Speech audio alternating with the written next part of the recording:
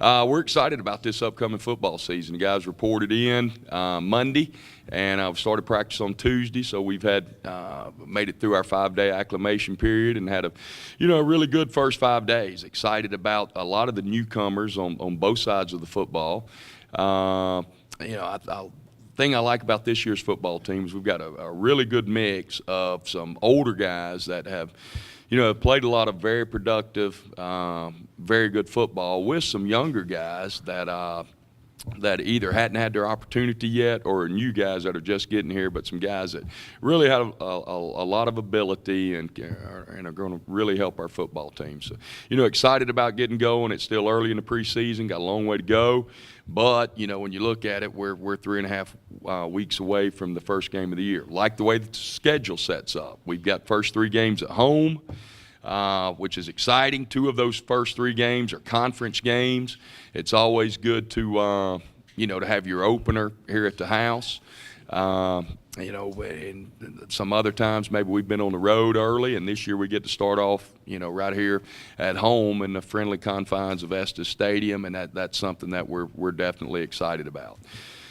We've got some experience coming back at wide receiver. We've got the leading receiver in the conference and one of the most explosive players in the conference coming back, in Jatavius and Desmond at the skill positions. On defense at the skill positions, you've got, preseason All-American in Trey Smith, and then you've got Devin Spurlock, who I think is an outstanding football player. And then you've got Tyler Williams, who's played a lot of football. And then you've got George Odom, who's a preseason all-conference pick. So, at the skill spots on both sides, we've got some players that have been very, very productive and played at a really high level. Offensive line's going to be young. Defensive line lost some really good players, but you throw in your Terrence Partee, preseason all-conference. You've got Jordan Tolliver that I think is he is an all-star caliber football player. Dawson Hadnot has played big in some big football games, and then Cardell Best is a big-time football player. We've got some experience on the defensive line, so I like what we've got coming back on both sides. We will be a youthful football team, but we've got some guys at some key positions. I hadn't even talked about Hayden. Hayden played at a really high level this past year. Started 8 games and was very efficient and played really well.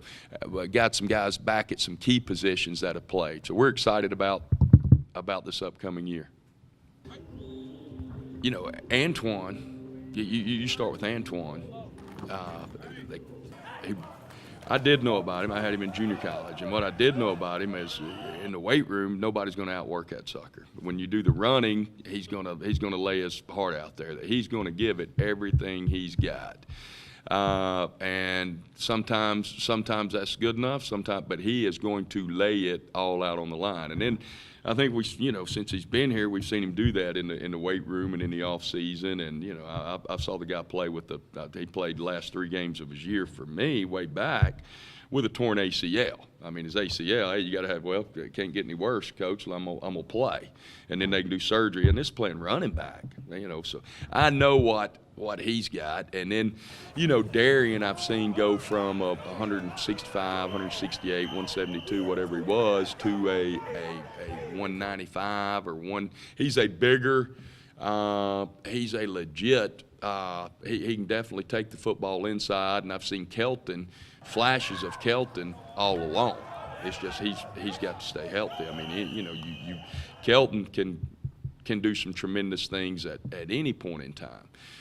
I think what's got everybody excited is you got Jarvis coming in. He did some great, against Ole Miss last year. He was leading rusher, and then Ole Miss wound up winning the Sugar Bowl.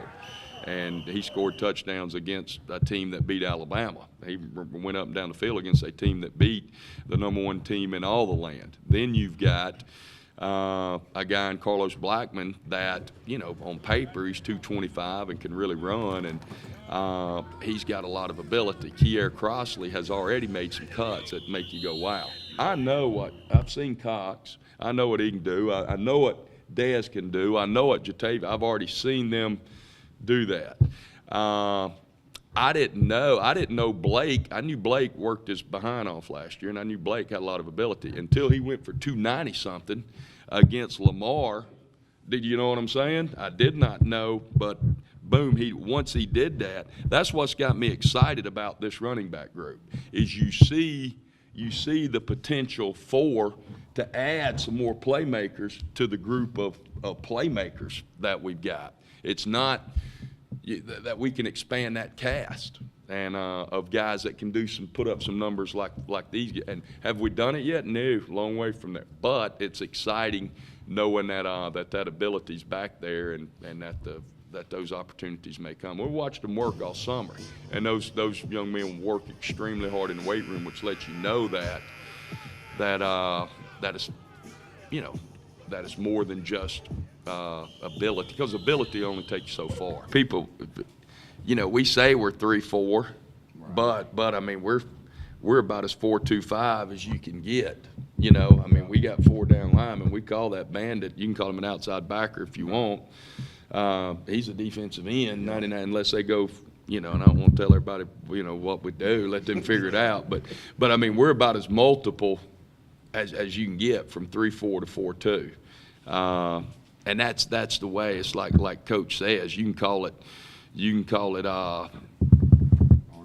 call it oranges or whatever. But it's everything is gap responsibility. The thing I think last year those guys did a great job of tackling. We didn't miss as many tackles, and we understood our gap responsibilities and played our technique, and we did a good job of tackling. It all gets down to blocking and tackling.